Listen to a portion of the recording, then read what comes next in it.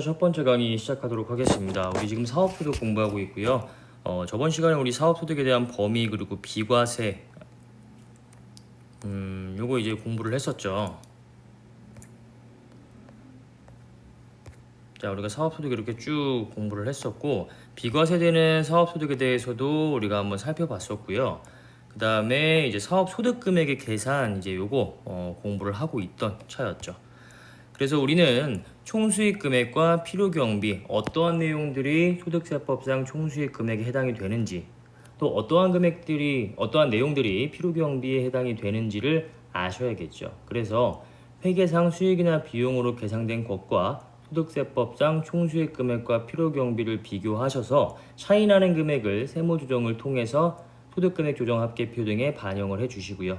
당기 순이익 또는 손실에다가 세무조정한 사항들의 플러스 마이너스를 반영을 해서 우리가 최종적으로 구하고자 하는 금액인 사업소득 금액 또는 결손금을 산출을 하게 된다. 이 내용을 이제 공부를 하고 있었던 내용이었죠. 자, 그래서 이렇게 총수익 금액과 필요경비에 대한 내용들을 쭉 우리가 이제 공부를 했었고요. 그 다음에 우리 이제 총수익 금액과 관련된 이제 내용들. 아마 부동산 임대업의 총수익금액 계산하기 여기까지 우리가 이제 공부를 했던 것 같아요. 부동산 임대업의 총수익금액은 다음에 4가지 합계액으로 계산한다라고 했던 거 기억나시죠? 자, 임대료와 월세 그리고 보증금에 대한 이자 이렇게 해가지고 이제 크게 2가지로 구분을 하고 그 다음에 뭐 관리비 수입도 이제 총수익금액에 들어가는데 관리비 수익은 순수 관리비만 총수익금액에 들어갑니다. 뭐 청소비나 난방비 등을 임차인으로부터 별도로 받는 경우에 그때는 임대인의 총수익 금액을 구성을 하게 되는 것이고요. 그 다음에 우리가 이제 공공요금 징수액도 있습니다. 실제로 임차인이 전기료나 수도료 등을 썼어요. 이것을 임차인이 직접 납부하는 것이 아니라 임대인한테 그 금액을 주고 임대인이 납부를 하는 경우에 이때는 어떻게 총수익 금액에 들어가지 않겠죠. 왜? 예수금 성격이기 때문에. 자, 이거 한번 설명을 드려보면 임차인이 실제로 여기 들어가서 이제 사용을 하는 사람이기 때문에 청소비 또는 난방비 등이 발생이 될 거예요. 임차인이 발생시킨 금액이죠. 그럼 이것도 당연히 월세와 별도로 관리비를 임대인한테 줘야겠죠. 자, 이렇게 줬다라고 가정을 해볼게요. 임대인이 이 금액을 한전이나 뭐 수도공사에다가 공공기관이라고 그냥 한전이라고 해볼게요. 이렇게 납부를 해주는 거예요. 자, 그렇다고 한다면 이때 임차인으로부터 받은 이 전기료나 수도료는 임대인의 수익 금액을 당연히 구성할 수가 없겠죠. 왜? 임대인 주머니로 귀속되는 금액이 아니기 때문에 그냥 받아와서 그 금액 그대로 한전에다가 납부를 하는 거잖아요. 그렇기 때문에 원칙상 총수익 금액이 들어갈 수가 없습니다. 예를 들어가지고 전기료가 100원이 나왔습니다. 그걸 그냥 그대로 받아가지고 한전에다가 100을 납부했어요. 이때는 임대인의 총수익 금액은 제로. 하지만 초과 징수액인 경우에는 그 징수액에 대해서 총수익 금액으로 봅니다. 이 말은 무슨 말이냐 하면 실제로 발생된 전기료나 수도료는 얼마? 100이래요. 그래서 임대인은 한전한테 100이라는 금액만 이렇게 납부를 하면 돼요. 근데 임대인이 실제로 징수해온 금액은 얼마냐 하면 150이에요. 그럼 50만큼은 누가 먹은 거예요? 임대인이 50만큼 먹은 거잖아요. 이거는 뭐 총수익 금액으로 보겠다라는 거죠. 이런 내용이에요.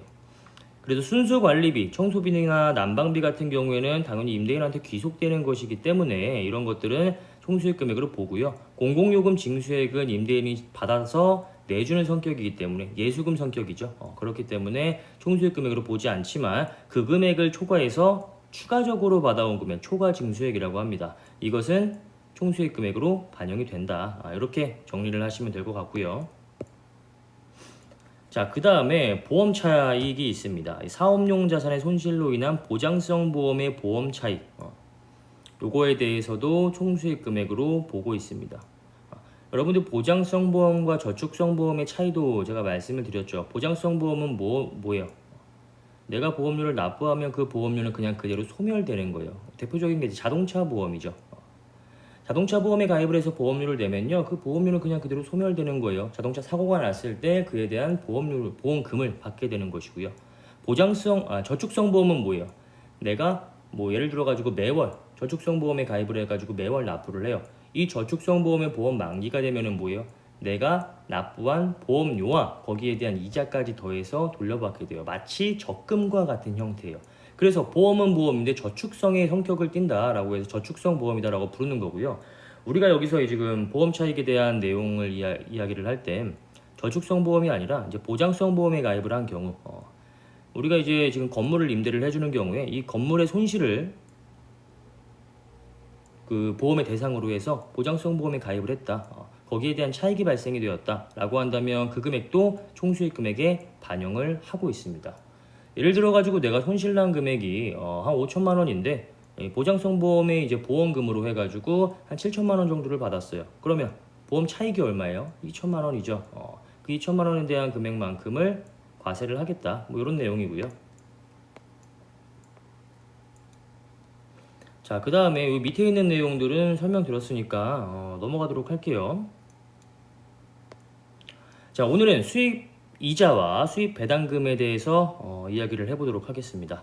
우리 이제 손익계산서에 이자 수익이나 배당금 수익이 계산이 보통 되겠죠. 하지만 소득세를 계산할 때, 사업소득 계산할 때 이거는 당연히 총수익금액 불산입입니다. 그리고 뭘로 과세가 돼요? 이자 수익이나 배당 수익인 금융수익으로, 금융소득으로 과세가 되겠죠. 이런 말이죠. 손익계산서에 보면 우리 매출액, 매출원가, 판관비, 영업이익이 있고요. 그 밑에 뭐 들어가 있어요? 영업의 수익 있죠. 영업의 수익에 이자 수익, 뭐 배당금이 있다라고 한다면 배당금 수익 이렇게 있을 거 아니에요. 이렇게 반영이 되어 있을 거 아니에요, 그렇죠? 뭐 이자 수익 100, 배당금 수익 200, 뭐 이런 식으로. 자, 손익계산서가 이렇게 되어 있어요. 이거에 대한 소득세를 계산을 할 때 우리 지금 뭐 배우고 있어요? 사업소득 배우고 있잖아요. 사업소득에 대한 소득세를 우리가 지금 계산을 하고 있는 거잖아요, 그렇죠? 지금 우리 정확하게 기억하셔야 되고 법인세랑 헷갈리시면 안 되고요. 여기 뭐 배우고 있어요? 지금 사업소득에 대한 총수익 금액에서 필요경비 차감해가지고 사업소득 금액 구하고 있는 거잖아요, 그렇죠? 지금 장부의 수익에, 즉 영업의 수익에 이자 수익, 배당금 수익 이렇게 기록이 되어 있는 거예요. 근데 이 이자와 배당은 사업소득에 들어가요? 아니죠. 별도의 이자 소득 그리고 배당 소득으로 소득 구분이 다른 거잖아요. 즉 얘네들은 우리가 지금 기본적으로 사업소득 금액을 계산할 때 당기순이익을 지금 출발점으로 내세우고 있기 때문에 지금 여기에서 조정이 필요한 것이고요. 우리는 지금 여기 사업소득을 지금 공부하고 있는 거예요. 얘네들은 뭐야? 우리가 1장에서 공부했던 거 개인의 소득은 총 8가지로 나누게 되죠. 이자, 배당, 사업근로, 연금, 기타, 퇴직양도.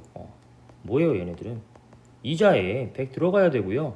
그 다음에 배당 소득에 200 들어가야죠. 사업 소득에는 만약에 이 금액만 반영이 되어 있다라고 한다면 사업 소득에는 들어갈 금액이 없어야겠죠. 그럼 어떻게 해요 나는?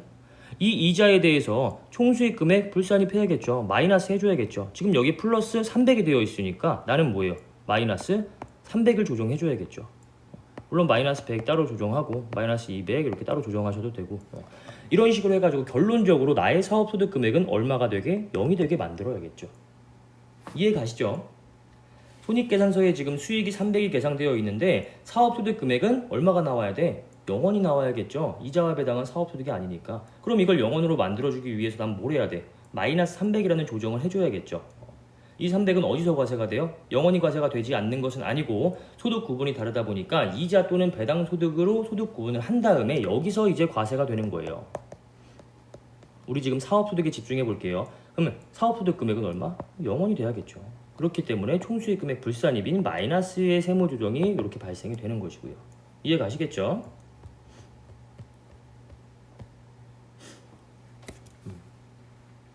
자, 이 내용을 지금 앞에서 이제 설명드린 거고요. 그래서 뭐 사업소득 계산할 때에는 이자 배당은 빼고 사업소득 금액 계산해야 될 거 아니에요. 그렇기 때문에 총수익 금액 불산입이라는 마이너스의 세무 조정을 해주시면 되고요. 그 다음에 해당 소득으로 뭐예요? 이자는 이자 소득, 배당은 배당 소득으로 가서 과세가 되는 것이다. 이렇게 이해를 하시면 되겠고요. 그래서 여러분들 법인세에 대한 세무 조정을 할 때는 법인세법상의 이자와 배당금, 당연히 법인세법상의 각사연도 소득 금액을 구성을 해요.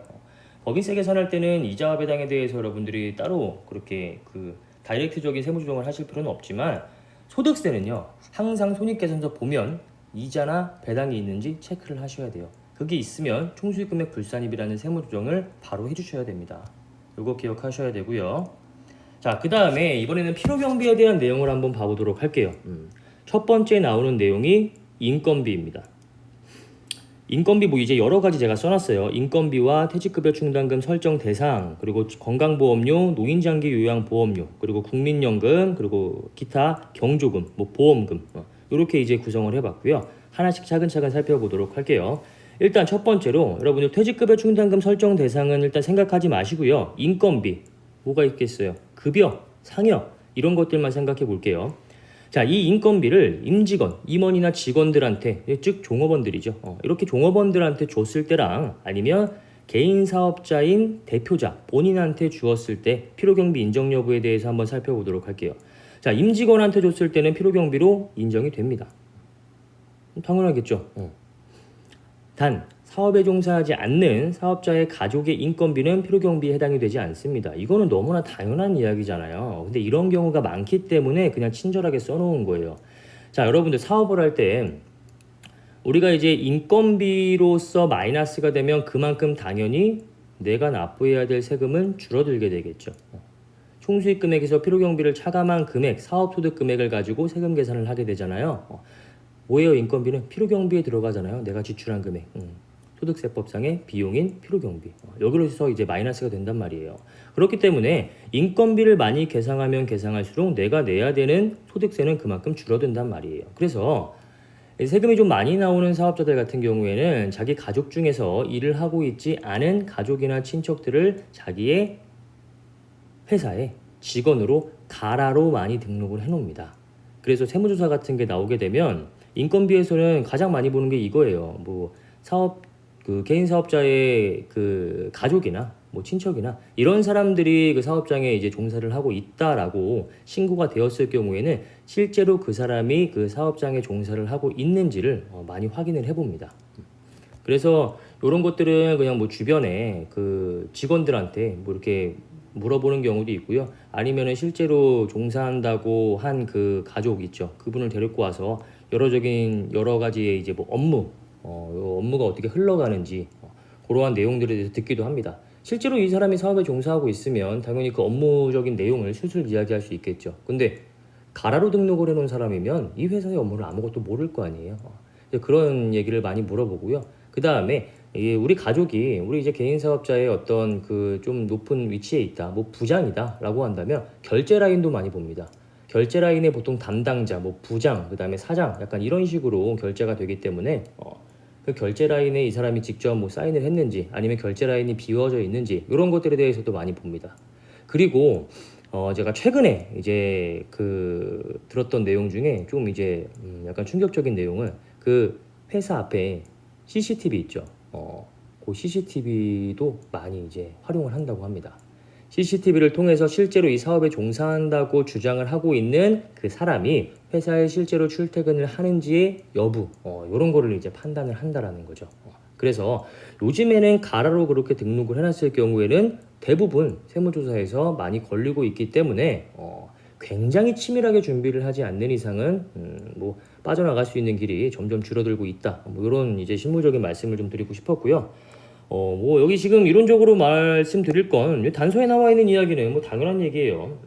가족이라고 해도 실제로 우리 사업장에 종사를 하면서 그에 대한 근로소득을 받아가고 있다라고 한다면 당연히 그에 대해서 개인 사업자인 대표자는 필요경비로 경비 처리가 가능한 거고요. 그렇지 않고 가라로 등록한 사람이다라고 한다면 나중에 세무조사 나왔을 때 이거 필요경비로 인정할 수 없다라고 하겠죠. 그러면 그만큼 세금이 추징이 될 거고요. 너무나 당연한 이야기 하고 있는 거고요. 자, 만약에 개인 사업자가 자기한테 월급을 주는 경우 이때는 필요경비로 인정이 되지 않습니다. 이거 제가 예전에도 한번 말씀드린 것 같은데 법인과 개인의 가장 큰 차이점, 인건비에 대한 이야기를 좀 해보면 자, 이렇게 법인 사업자가 있죠. 이 법인은요, 법인을 세운 1인 주주 겸 대표자, 별개의 사람이라고 있었죠. 법인은 법에 의해서 인격이 부여된 거예요. 대표자는 대표자대로 사람이기 때문에 자연인의 인격이 있는 거고요. 서로는 다른 사람이라고 봅니다. 하지만 개인 사업장은 이 개인 사업장과 대표자는 같은 사람이라고 봅니다. 자, 자, 그래서 아무리 자기가 법인을 설립했다고 하더라도 이 법인한테 대표자는 월급을 받아요. 얘는요, 세법상 근로자예요. 우리가 지금 말하고 있는 이 임직원에 해당이 됩니다. 법인의 경우. 그러면 뭐예요? 이 대표자도 법인한테 월급을 받아요. 얘 근로소득자예요, 이 대표자. 급여. 이렇게 받게 되겠죠. 그래서 법인에서 대표자한테 나가는 이 급여는요, 법인세법상의 비용인 송금으로 당연히 인정이 됩니다. 하지만 개인사업장의 경우에는 그 개인사업장이 그냥 다 대표 거예요. 이 개인사업장에서 대표가 돈을 마음대로 빼가도 돼요. 상관없어요. 법인사업장에서는 대표가 돈을 마음대로 빼갈 수가 없어요. 급여 또는 주주라고 한다면 배당 등의 형태로만 세금을 내고 돈을 빼올 수가 있는 거고요. 그 이외의 형태로 돈을 빼오게 되면 이거는 이제 가지급금이라고 해가지고 여러 가지 법인세법상의 제재를 받고 있습니다. 하지만 개인사업은 그렇지가 않아요. 개인사업장에서 1억을 벌었다. 대표자가 1억을 다 빼요. 상관없습니다. 왜? 이 개인사업장과 대표는 일치하기 때문에. 그래서 대표자한테 급여를 준다라는 개념은 있을 수가 없는 개념입니다. 내가 나한테 급여를 준다라는 개념이 되기 때문에. 얘는 뭐예요? 법인이 대표자한테 급여를 주는 거다라고 서로 다른 인격이라고 했죠. 그렇기 때문에 이거는 이야기가 좀 되는 것이고, 그렇기 때문에 급여로서 송금 인정이 되는 것인데, 개인과 대표자는 완벽하게 일치하는 것이기 때문에 내가 나한테 급여를 준다라는 개념은 있을 수가 없습니다. 그래서 사업자 대표 본인에 대한 인건비는 필요경비로 인정이 될 수가 없는 거예요. 개인 사업자가 아무리 나는 꼬박꼬박 한 달에 500만 원씩만 이렇게 빼가겠다라고 해도요, 그렇게 빼간 금액은요, 대표자의 인건비가 아니에요. 대표자의 인건비로 인정을 받을 수가 없습니다. 자, 그래서 정리를 하면 개인 사업자의 경우에는 대표자 이외에 다른 임원이나 직원들한테 주는 급여만 필요경비로 인정이 되고요. 대표자 본인에 대한 인건비는 필요경비로 인정이 되지 않습니다. 퇴직급여 충당금 설정 대상도 마찬가지라고 생각하시면 돼요. 실제로 우리 회사에 근무하고 있는 임원이나 직원한테 퇴직급여 충당금을 설정을 딱 해줍니다. 이건 당연히 설정 대상이 돼요. 하지만 대표자에 대한 퇴직급여 충당금은 설정 대상이 아닙니다. 인건비랑 같은 맥락에서 생각하시면 돼요. 퇴직급여 충당금 저 아직 뭔지 모르겠는데, 여러분들 그 회계학 공부하실 때 퇴직급여 충당금에 대한 개념은 아시죠? 퇴직급여 충당금이라는 건 왜 있어요? 약간 이건 보수적인 그 회계의 측면에서 발생되는 개념이잖아요. 충당금이라는 건. 즉 이거죠. 근로자가 1년을 근무했으면 나는 이 근로자한테 퇴직금을 지급할 의무가 발생을 합니다. 그렇죠? 근로자가 2년을 근무했어요. 그러면 그에 상응되는 퇴직급여가 올라가게 되겠죠. 근로자가 3년을 근무했어요. 그러면 또 그만큼의 퇴직금이 쌓이게 되겠죠. 이거 어때요? 미리미리 비용 처리해라라는 거죠. 실제로 이 사람이 10년 동안 근무해가지고 퇴사를 했어.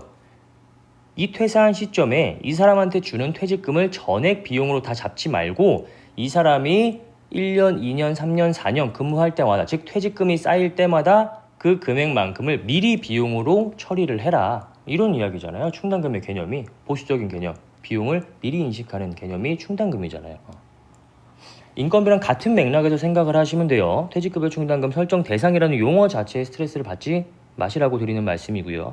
자, 그 다음에 건강보험료와 노인장기 요양보험료가 있습니다. 우리가 이제 여러분들 소득이 발생되면요, 개인사업자 대표자인 경우에는 4대 보험 중에서 국민연금과 건강보험, 여기 노인장기 요양보험 포함된 개념이라고 생각하시면 됩니다. 이 두 가지를 이제 납부를 하셔야 되고요. 그 다음에 일반적인 임직원, 이 임직원에는 법인사업자의 대표도 포함이 됩니다. 법인사업자의 대표자는 뭐예요? 그 법인의 임원이에요. 대표이사. 이 임직원에 해당이 되면 4대 보험 모두를 납부하셔야 됩니다.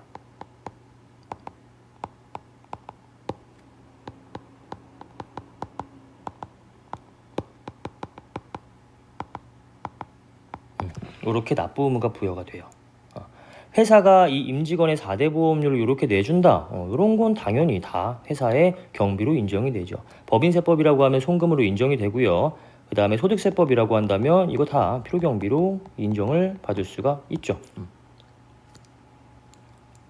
아니, 당연한 거 아니에요? 회사가 근로자한테 급여를 지급을 해요. 근데 그 급여 중에 일정 부분만큼은 4대 보험으로 떼고 지급을 하게 됩니다. 왜? 법에서 강제가 되어 있는 금액입니다. 법에서 임직원한테 급여를 지급할 때 이 대표자는 얼마만큼의 4대 보험을 부담을 해라. 임직원은 얼마만큼의 4대 보험을 부담을 해라. 법에서 강제가 되어 있어요. 법에서 강제된 금액이기 때문에 필요경비로 인정을 받게 됩니다. 자, 개인사업자는 고용보험과 산재보험이 없습니다. 고용보험은 회사에 이제 고용이 되었을 때 만약에 나중에 내가 실직을 하는 경우에 실직하고 나서 새롭게 직업을 구할 때까지의 그 어떤 생활의 안정성을 위해서 이거 보험을 드는 것이기 때문에 개인사업자는 이런 거는 가입 대상이 아니고요. 국민연금과 건강보험은 가입을 하셔야 됩니다. 자, 이거에 대한 처리를 한번 보도록 할게요. 일단 국민연금을 먼저 보도록 하겠습니다. 국민연금, 회사가 임직원의 국민연금을 부담을 해요. 이거 어때요? 필요경비로 인정이 됩니다. 회사가 자기 본인의 국민연금을 부담을 해요. 개인사업자도 국민연금 나온다라고 했잖아요. 이거는 필요경비로 인정이 되지 않습니다. 이거는 왜 필요경비로 인정이 되지 않냐면 우리 아직 배우진 않았지만 종합소득공제에서 연금보험료 공제로 차감이 됩니다. 즉 필요경비 계산 단계가 아니라 이거죠. 우리 총수익금액에서 못 빼요. 필요경비 차감하면 뭐 나와요? 사업소득금액 나오죠. 다른 종합소득이 없다라고 가정한다면 사업소득금액에서 못 빼요. 소득공제 차감을 하게 되죠. 이 소득공제 여기서 근로자 본인에 대한 연금보험료가 차감이 됩니다. 소득금액 밑에 단계에서. 그렇기 때문에 필요경비에서 또 차감을 시켜줄 수는 없겠죠. 여기서도 뭐 100이라는 금액을 가정했을 때 여기서도 100 차감 시켜주고 여기 소득공제에서도 100 차감 시켜주면 그럼 뭐 이중으로 차감 시켜주는 결과잖아요. 소득금액 밑에 소득공제 단계에서 연금보험료 공제로 차감이 되기 때문에 필요경비로는 차감을 하지 않는다는 이야기예요. 얘는 뭐 불이익을 주겠다라는 것보단 이중으로 공제되는 것을 방지하기 위해서 필요경비로는 차감이 되지 않는다. 이런 규정으로 생각을 하시면 되고요.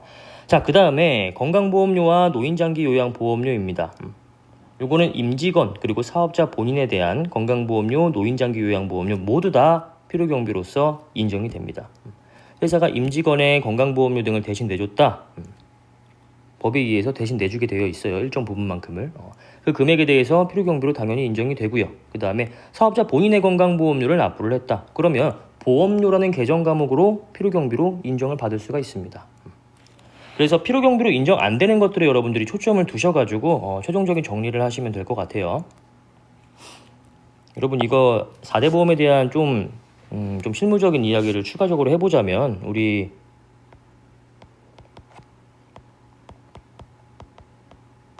요렇게 이게 4가지를 4대 보험이라고 하잖아요. 요거를요 여러분들 회사라고 할게요. 그리고 근로자 반반씩 납부를 한다라고 생각하시면 됩니다. 물론 이제 완벽하게 반반은 아니에요. 국민연금은 완벽하게 반반 부담을 하는데 뭐 건강 조금 다른 걸로 알고 있고요. 고용과 산재에는 회사가 더 많이 부담하고 있습니다. 그냥 우리 쉽게 그런 거 실무적인 디테일한 내용은 나중에 이제 실무 가셔가지고 여러분들 보시고요. 대부분 이제 여러분들 그냥 이해를 하실 때 근로자한테 지급하는 금액 중에서 일정 부분만큼을 4대 보험으로 우리가 이제 불입을 해야 돼요. 그 금액에 대해서 회사가 반, 근로자가 반 이렇게 부담을 하게 된다라고 이해를 하시면 4대 보험에 대한 얘기가 좀 편해질 것 같아요.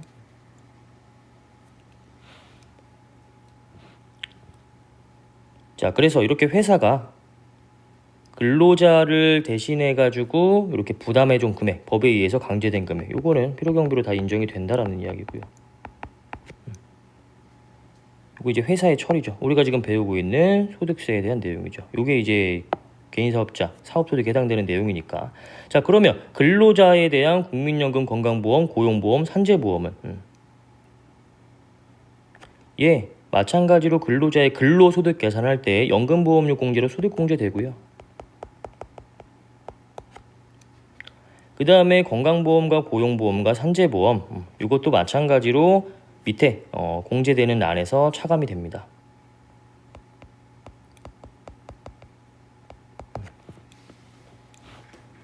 뭐 이런 식으로 생각하시면 되고, 우리가 지금 초점을 두셔야 되는 내용은 요거예요. 회사가 반부담하게 되는데 그 회사가 반부담하게 되는 금액은 필요경비로 인정을 받을 수가 있는 것이다. 이 정도의 내용으로 여러분들이 이해를 하시면 될 것 같아요. 자, 그 다음에 경조금 한번 보겠습니다. 사업자가 종업원에게 지급한 경조금 중에서 사회통념상 타당하다고 인정되는 범위 안의 금액은 이를 필요경비에 산입하게 됩니다. 그러니까 이거죠. 우리 회사의 직원이 뭐 결혼을 한다, 뭐 직원의 아버님의 뭐 환갑잔치가 있다, 아니면은 뭐 우리 회사의 직원의 뭐 돌잔치가 있다, 직원 뭐 아들 딸의 돌잔치가 있다, 뭐 이렇게 여러 가지 경조사가 발생될 거 아니에요. 그러면 개인 사업자, 이 회사의 대표는 어떻겠어요? 그 직원의 경조사에 참여를 하던, 아니면 뭐 돈만 보내던, 뭐 화환만 보내던, 어쨌든 그 우리 회사에 근무해줘서 너무 고맙다 라는 뭐 어떤 그런 표시로 이런 거를 보통 사회통념상 하게 되잖아요. 그렇죠? 사회통념상 인정되는 금액의 범위 안에서는 이걸 필요경비에 산입을 합니다. 즉 우리 회사의 직원이 결혼을 했어. 회사 입장에서 화환 하나 해주고요. 그 다음에 축의금으로 한 30만 원 정도를 냈어요. 그러면 그렇게 회사가 직원한테 30만 원 낸 금액, 이거 뭐 필요경비로서 인정이 된다라는 거예요. 복리후생 성격이잖아요. 복리후생비로서 요거 필요경비로 인정을 받을 수가 있습니다. 사회통념상 타당한 금액이 얼마인가요? 그거는 뭐 아무도 모릅니다. 법에서 이렇게 되어 있어요. 사회통념상 타당한 금액. 뭐 100만 원? 뭐 이 정도까지도 필요경비로 인정을 받을 수 있을 것 같아요. 그럼 예를 들어가지고 뭐 5천만 원? 이거는 직원이 결혼하는데 회사가 직원한테 5천만 원을 줬다. 사회통념상 타당하지 않지 않을까요? 직원이 결혼하는데 회사가 직원한테 집 사라고 3억 원을 줬다. 사회통념상 타당하지 않죠. 그 직원은 그러면 회사한테 뼈를 묻어야죠.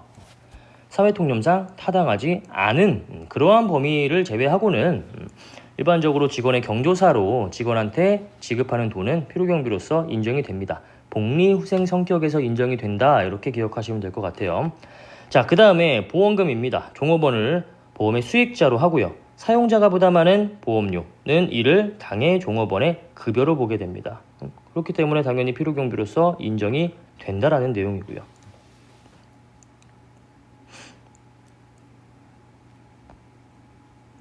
여기서 이제 그 피보험자, 보험의 수익자,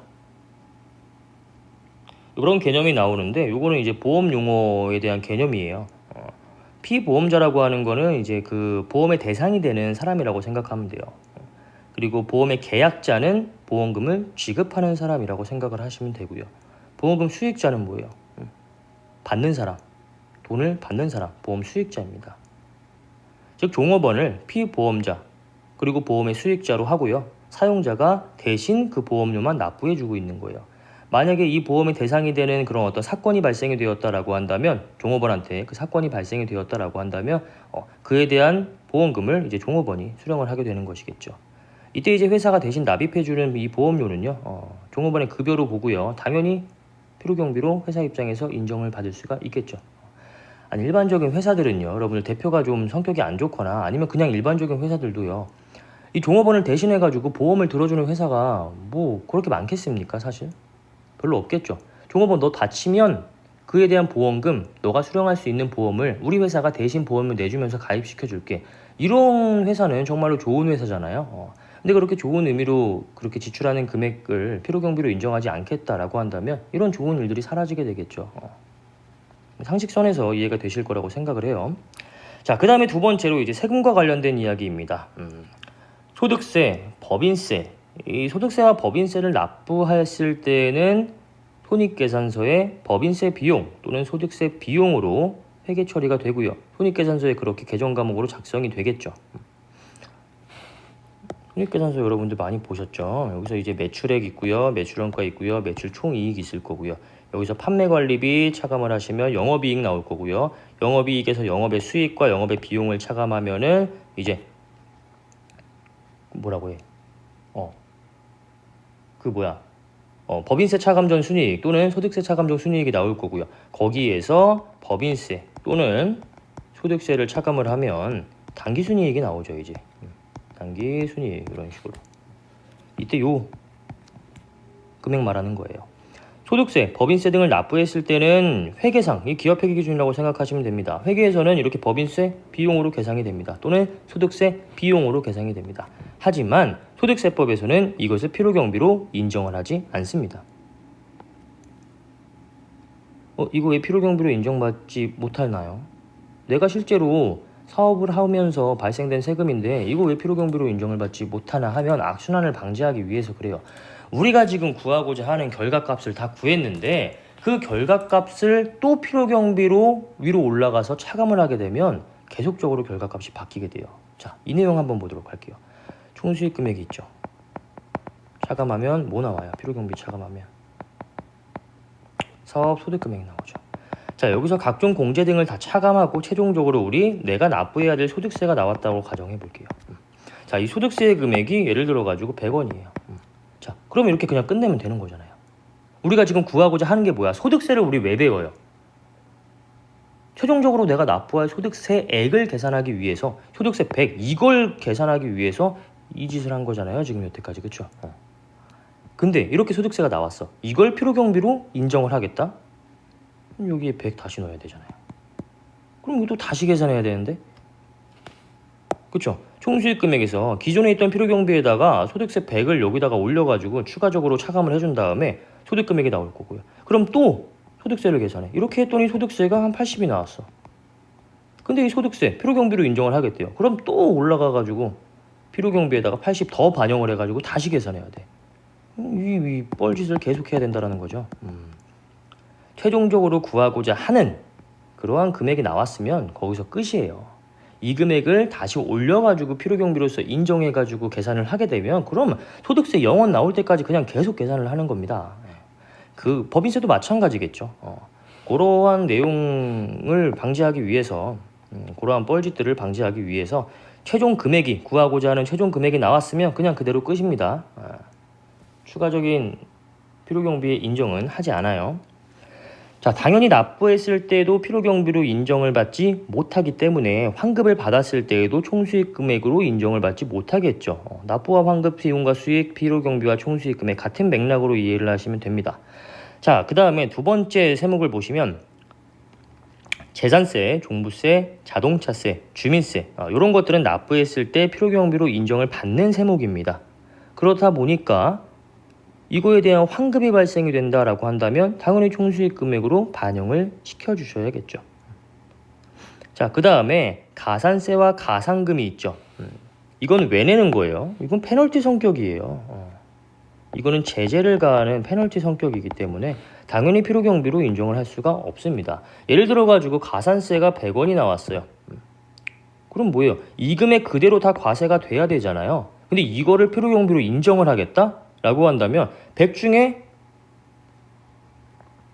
이거에 대한 세율이 예를 들어가지고 20%라고 가정을 한다면 이걸 필요경비로 인정을 하게 되면 그러면 이게 필요경비로서 마이너스가 되기 때문에 얼마예요?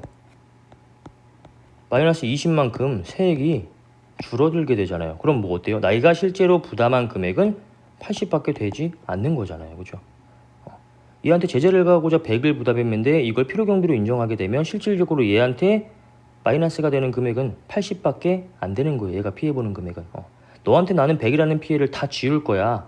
이러기 위해서는 뭐 필요경비로 당연히 이걸 인정하면 안 되겠죠.